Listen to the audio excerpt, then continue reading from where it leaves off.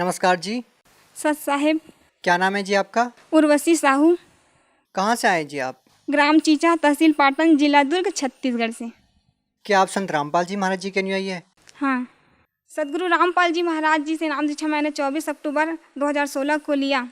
संत रामपाल जी महाराज जी से नाम दीक्षा लेने से पहले आप क्या भक्ति साधना करते थे? सदगुरु रामपाल जी महाराज जी की शरण में आने से पहले मैं कृष्ण को बहुत इष्ट के रूप में मानती थी, उसकी भक्ति करती थी और शनिवार का व्रत भी करती थी। मैंने 3 साल तक 93 शनिवार तक व्रत किया था। हमारे जीवन में इतना दुख आया कि परमात्मा की तलाश करते करते बहुत थक गए।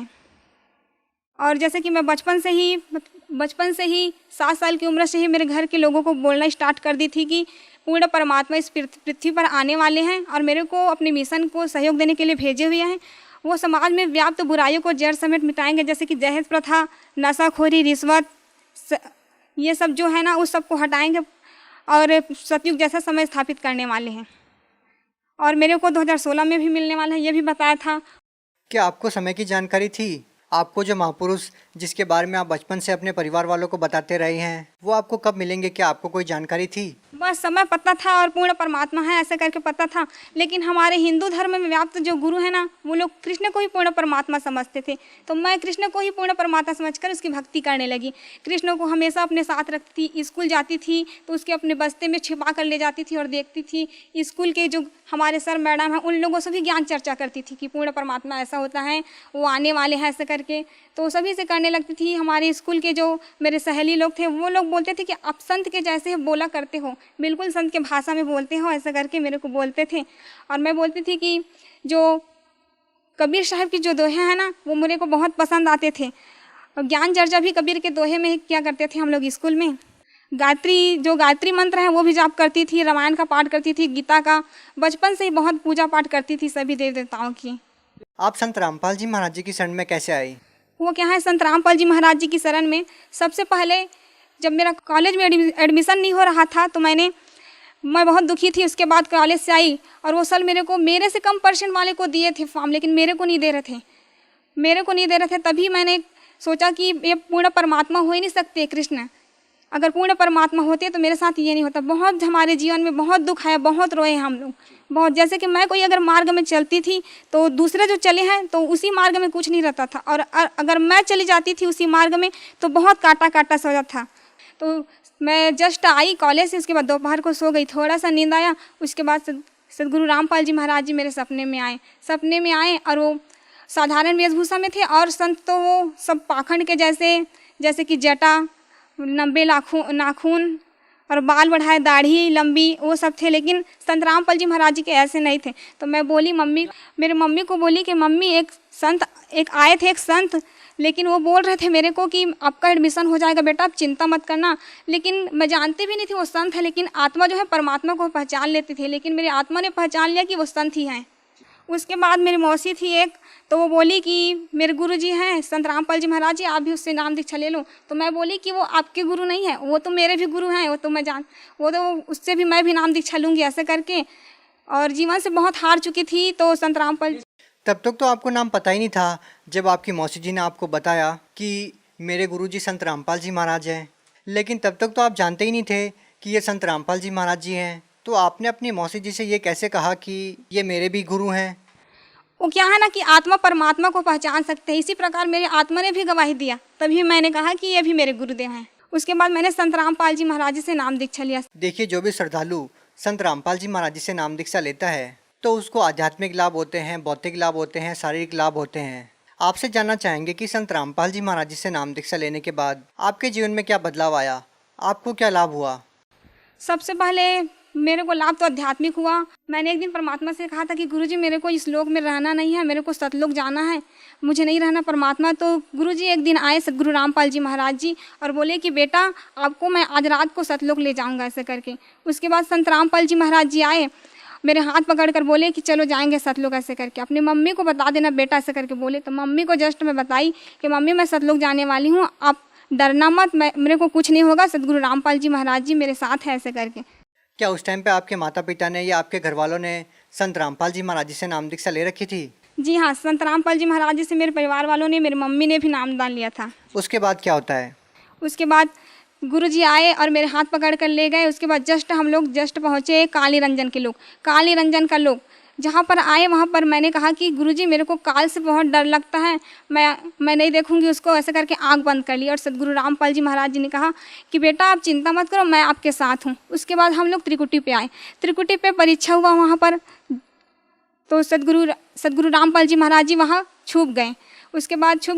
उसके बाद जो बहुत सारे देवी देवता हैं ना, अपने अपने लोगों का प्रलोभन लेकर मेरे पास आए। बहुत बाजार जैसा था वहाँ पर, बहुत सारे प्रलोभन दे रहे थे मेरे को कि आपको ये पद दूंगा ऐसा करके। लेकिन मैंने कहा कि नहीं, मेरे को कुछ भी नहीं चाहिए। बहुत रोई, मैं बहुत रोई, नहीं मेरे को नहीं चाहिए, मेरे को तो पूर्ण परमात्मा चाहिए, मेरे सदगुरु रामपाल जी महाराज जी चाहिए।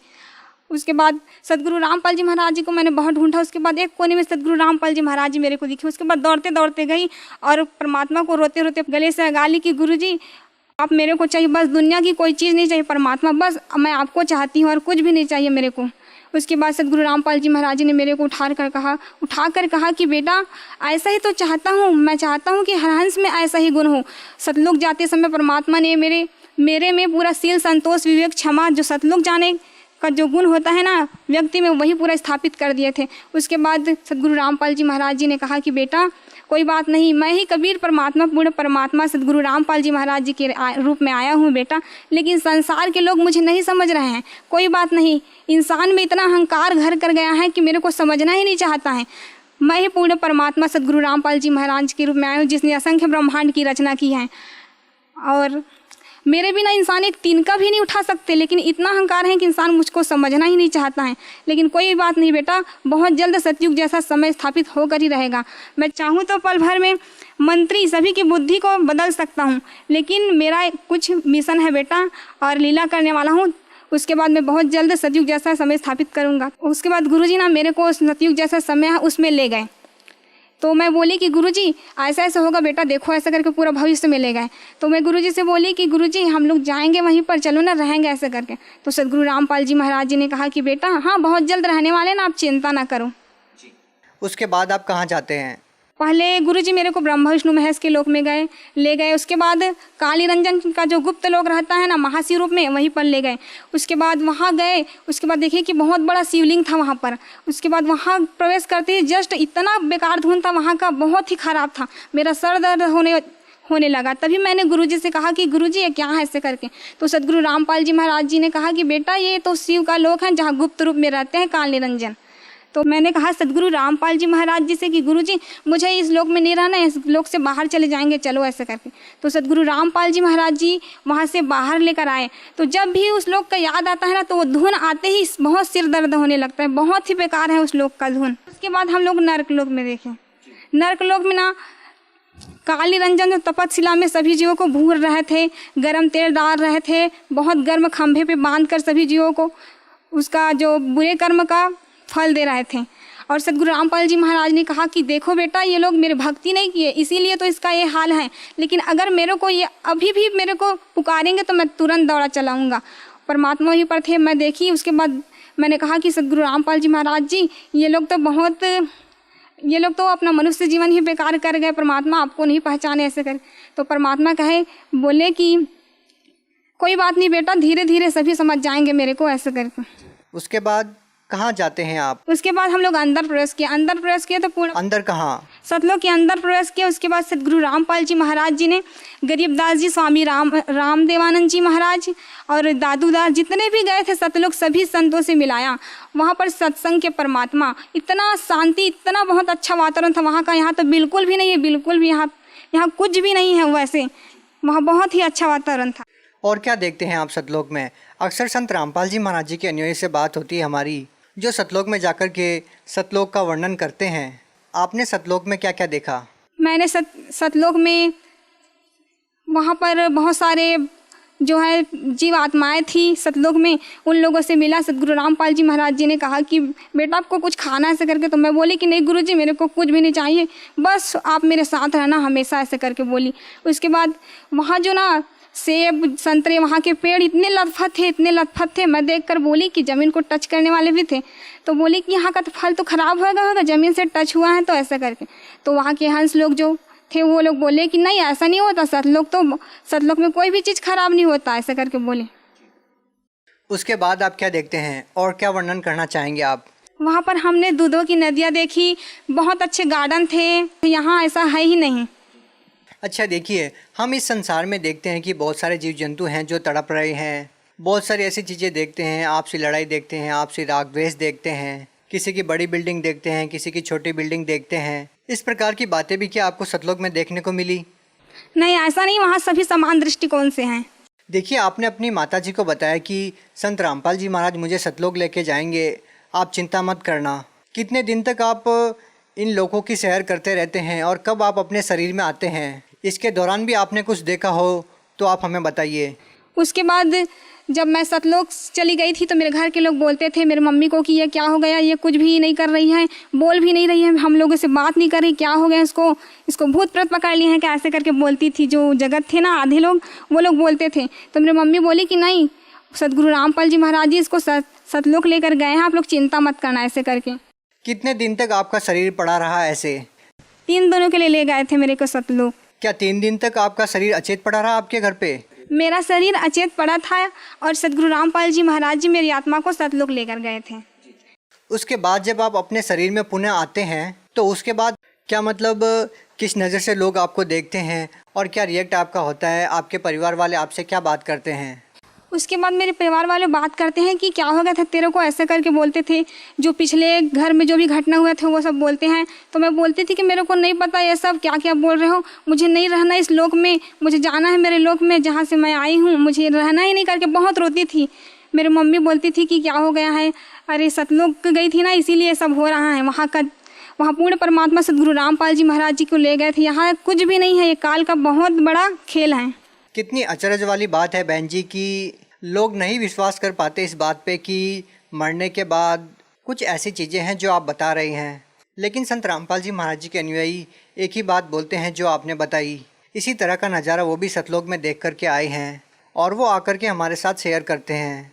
तो आप उन लोगों को क्या कहना चाहेंगे इस बारे में जो लोग ये मानते हैं कि सतलोक जैसी कोई चीज़ ही नहीं है या स्वर्ग नरक जैसी कोई चीज़ नहीं है, मरने के बाद किसने देखा है?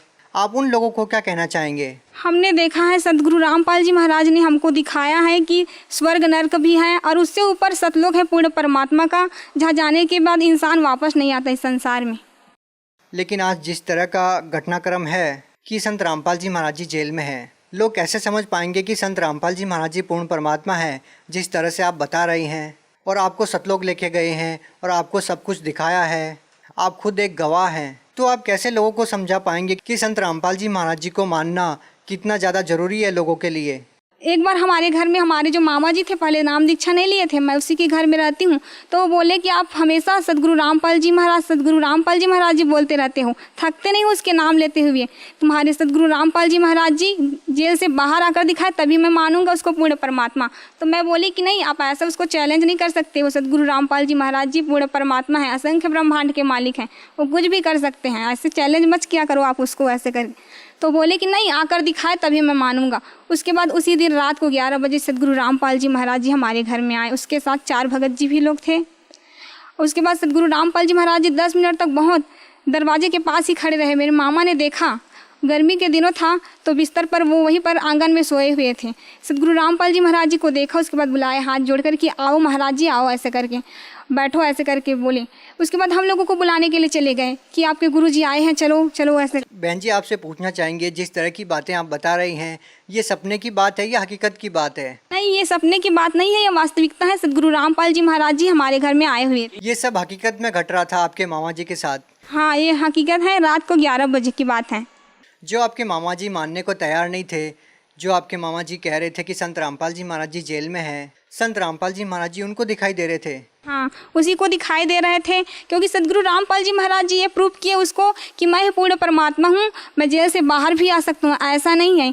उसके बाद जो आपके मामा जी थे जो ये बोल रहे थे कि आपके गुरुजी जेल से बाहर नहीं आ सकते, तो फिर उसके बाद उनकी क्या प्रतिक्रिया रहती है इस बात को लेकर के? वो क्या है ना कि वो बोलते थे कि मैं कभी जुड़ूंगा ही नहीं, मैं सदगुरु रामपाल जी महाराज जी से नाम दीक्षा लूँगा ही नहीं, कुछ भी हो जाए मर जाऊँगा पर भी से नहीं लूँगा। लेकिन ऐसा दिन आया कि सदगुरु रामपाल जी महाराज जी से उन्होंने नाम दीक्षा लिया और उसकी बीमारी भी ठीक हो गई। इसके अलावा आप कोई अपना अनुभव शेयर करना चाहेंगी?